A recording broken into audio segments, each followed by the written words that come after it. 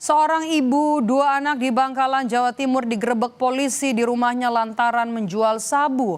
Barang bukti disembunyikan tersangka di bawah kasur tempat tidur sang anak. Ini tunjukkan buka tunjukkan. Buka aja. Keluarin.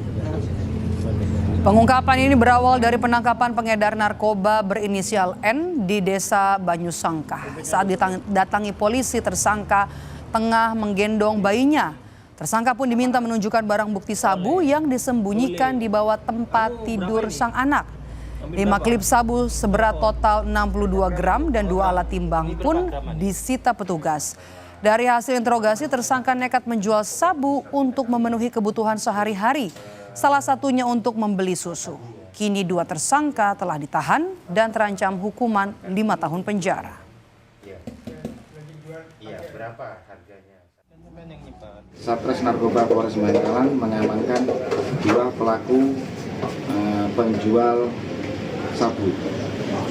Inisial E dan N. Yang pertama kali diamankan N. Di dalam rumahnya diamankan sabu seberat 1,16 dan dikembangkan mengarah ke E. Ditemukan BB 62 gram di dalam rumahnya.